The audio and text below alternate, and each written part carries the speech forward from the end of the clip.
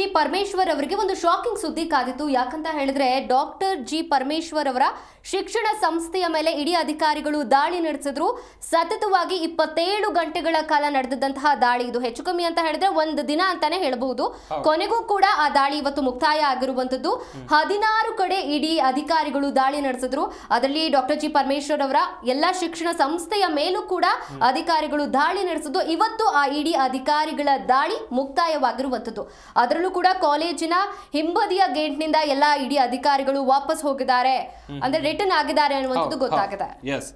ದೀಪ್ತಿ, ಇಲ್ಲಿ doctor G Parameshwar ಅವರು ರಾಜ್ಯದ ಗೃಹ ಸಚಿವರು, ಅವರ ಶಿಕ್ಷಣ ಸಂಸ್ಥೆ ಮೇಲೆ ಇಡಿ ಅಧಿಕಾರಿಗಳು ದಾಳಿಯನ್ನು ನಡೆಸಿದಂಥ ಸಂದರ್ಭದಲ್ಲಿ ಎಲ್ರಿಗೂ ಕೂಡ ಸಾಕಷ್ಟು ಅನುಮಾನಗಳು ವ್ಯಕ್ತವಾಗಿತ್ತು. ಯಾವ ಕಾರಣಕ್ಕೆ ದಾಳಿ ಆಗಿರಬಹುದು ಅಂತೇಳಿ ಸ್ವತಃ ಗೃಹ ಸಚಿವರೇ ಮಾತನಾಡಿದರು.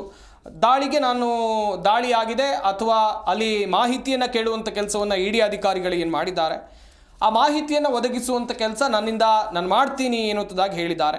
ಇನ್ನು ಪರವಿರೋಧ ಚರ್ಚೆಗಳು ಸರ್ವೇ ಸಾಮಾನ್ಯವಾಗಿ ಹಾಗೆ ಆಗುತ್ತೆ. ಈ ಒಂದು ದಾಳಿ ಆದಂಥ ಸಂದರ್ಭದಲ್ಲಿ ಕಾಂಗ್ರೆಸ್ನವರು ಹೇಳ್ಬೋದು, ಇಡಿ ಅಥವಾ ಸರ್ಕಾರಿ ಅಂಗಸಂಸ್ಥೆಗಳನ್ನು, ಇಡಿ, CBI ಹಾಗೆಯೇ IT ಇಲಾಖೆಗಳನ್ನು ಕೇಂದ್ರ ಸರ್ಕಾರ ದುರ್ಬಳಕೆ ಮಾಡ್ಕೊಳ್ತಾ ಇದೆ. ಅವ್ರ ಕೈಗೊಂಬೆ ರೀತಿಯಲ್ಲಿ ಆ ಸಂಸ್ಥೆಗಳು ವರ್ತಿಸ್ತಾ ಇವೆ, ಅಂಗಸಂಸ್ಥೆಗಳು ವರ್ತಿಸ್ತಾ ಇವೆ ಅನ್ನುವಂಥ ದೊಡ್ಡ ಮಟ್ಟದ ಆರೋಪ. ಈ ರಾಜ್ಯದ ವಿಚಾರಕ್ಕೆ ಬಂದರೆ ಇವರು ಹೇಳ್ತಾರೆ, ನಿಮ್ಮ ಲೋಕಾಯುಕ್ತ ಏನು ಮಾಡ್ತಾ ಇದೆ ಅಂತೇಳಿ ಇವರು ಕೂಡ ಪ್ರಶ್ನೆಯನ್ನು ಮಾಡ್ತಾರೆ.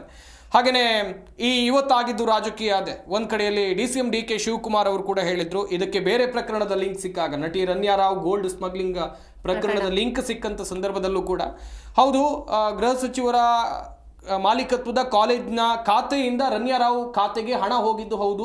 ಯಾವ ಕಾರಣಕ್ಕಾಗಿ ಕೊಟ್ಟಿರಬಹುದು, ಮುಂದಿನ ದಿನಗಳಲ್ಲಿ ಸ್ಪಷ್ಟನೆಯನ್ನು ಕೊಡಬಹುದು. IT ಅಧಿಕಾರಿಗಳು, ಇಡಿ ಇಲಾಖೆ ಅಧಿಕಾರಿಗಳು ಕೂಡ ಸ್ಪಷ್ಟನೆಯನ್ನು ಈ ವಿಚಾರದಲ್ಲಿ ಕೊಡಬೇಕಿದೆ.